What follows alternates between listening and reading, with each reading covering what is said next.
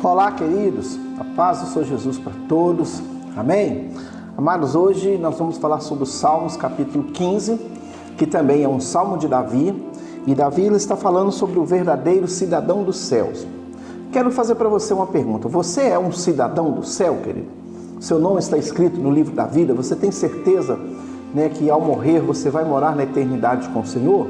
Então escreve aí nos comentários: eu vou morar na eternidade com o Senhor. Eu sou o cidadão do céu. Amém?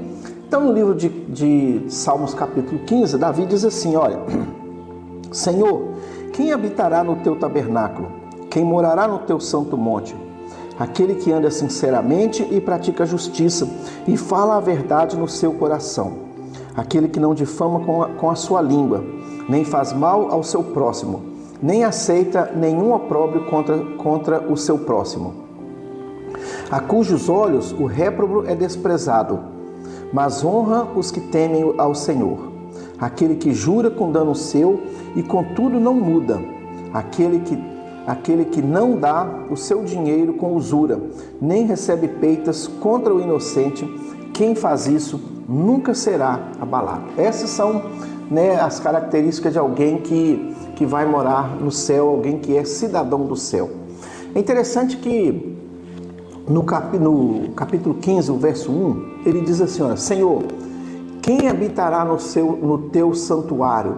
Quem poderá morar no teu santo monte? Aqui Davi descreve, querido, o caráter do ser humano qualificado para ser cidadão do céu. Esse salmo, ele mostra as qualidades espirituais e morais daqueles que desfrutarão da íntima presença e comunhão de Deus. Na parte A do verso 1, ele diz assim: Senhor, quem habitará no teu santuário? Isso se refere a um lugar consagrado a Deus. Na parte B ele diz: quem poderá morar no teu santo monte? Ele está se referindo a um lugar ou ao lugar santo, o lugar onde Deus habita. Mas o que significa ser cidadão do céu? Ser cidadão do céu, o céu é a pátria, o céu é o lugar onde você vai morar, no caso, onde você pretende morar. O que é ser cidadão de algum lugar?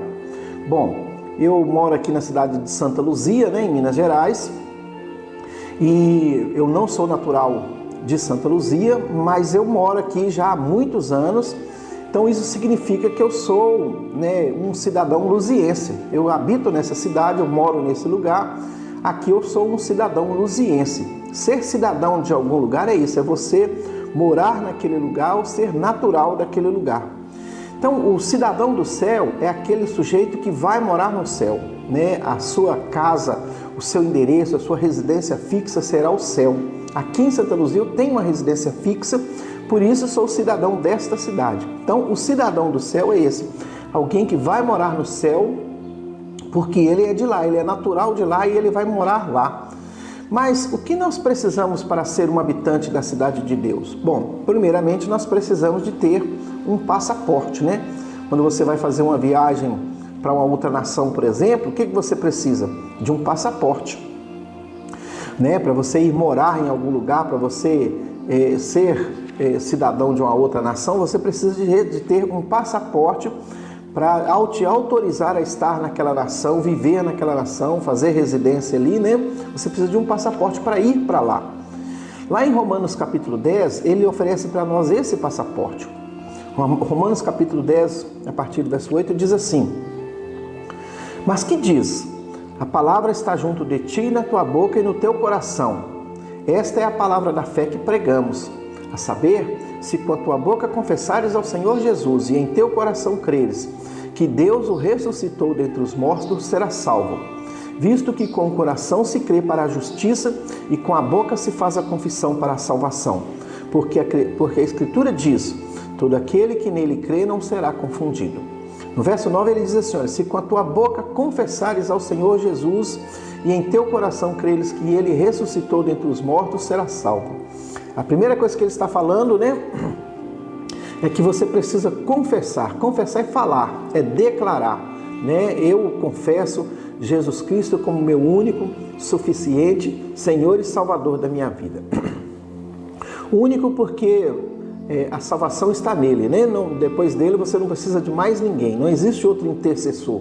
Jesus é o nosso intercessor. A palavra diz que ele intercede por nós no céu.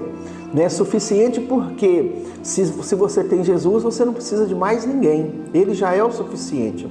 Senhor, porque ele é o seu dono. E Salvador, porque ele é quem morreu na cruz pelo nosso pecado. Então, ele é o nosso Salvador. Mas a palavra diz que, visto que com o seu coração se crê para a justiça e com a boca se faz a confissão para a salvação. Então, para que você seja um cidadão do céu, a primeira coisa que você precisa é confessar Jesus Cristo como seu único, suficiente Senhor e Salvador da sua vida. Esse é o passaporte que nós recebemos para entrar no céu. Com ele você já está apto, para entrar no céu, você já se faz cidadão do céu. Mas aí também, depois do passaporte, você vai precisar de uma carta convite. E o que é uma carta convite? Quando se viaja para outro país, por exemplo, um dos requisitos essenciais da migração é comprovar que você possui um local de alojamento durante a estadia naquele lugar. Você não pode chegar ali e ficar, não ter um trabalho, não ter uma residência, não ter um lugar para morar, não tem como. Então a imigração ela exige, que você tenha uma carta convite. Essa carta convite ela pode ser de um estabelecimento hoteleiro, pode ser de um imóvel próprio, pode ser um imóvel alugado, ou casa de amigos ou familiares.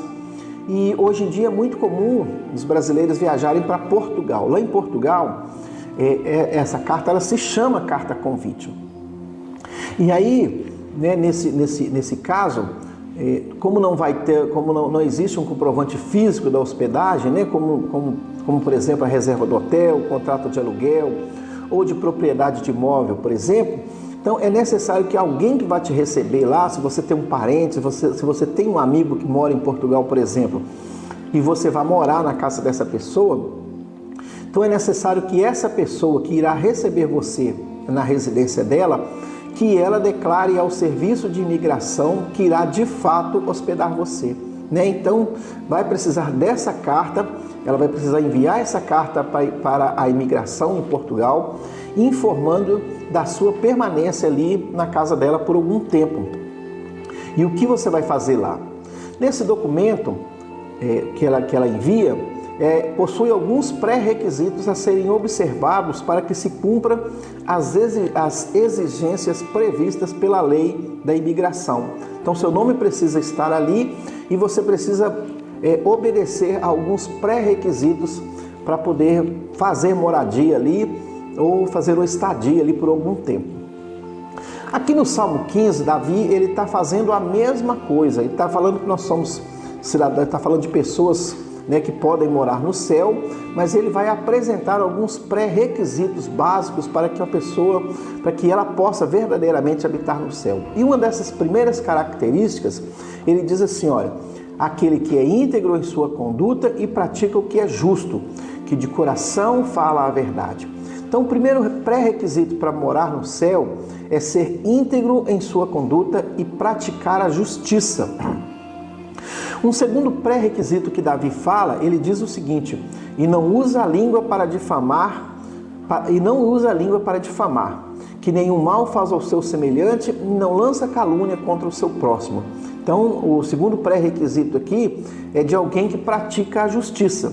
Um terceiro pré-requisito, ele diz o seguinte: que rejeita quem merece desprezo, mas honra os que temem ao Senhor, que mantém a sua palavra mesmo quando sai prejudicado. Então, nesse terceiro pré-requisito, Davi está falando de alguém que tem que ser verdadeiro em sua conduta, Não é aquele cara de duas caras, que é falso, que uma hora fala uma coisa, outra hora fala outra, E um quarto e último pré-requisito para ser cidadão do céu, Davi está falando que não empresta o seu dinheiro visando lucro, nem aceita suborno contra o inocente.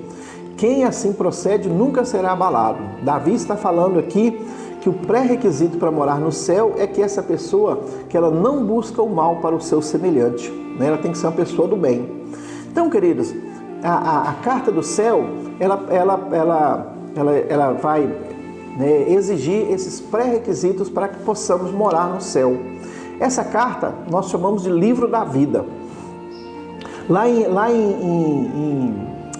Lucas, no capítulo 10, o verso 19 e 20, o Senhor Jesus ele fala sobre o livro da vida. Ele diz assim, olha, eis que vos dou poder para pisar serpentes e escorpiões e toda a força do inimigo, e nada vos fará dano algum. Mas não vos alegreis porque se vos sujeitem os espíritos. Alegrai-vos antes por estarem os vossos nomes escritos no céu.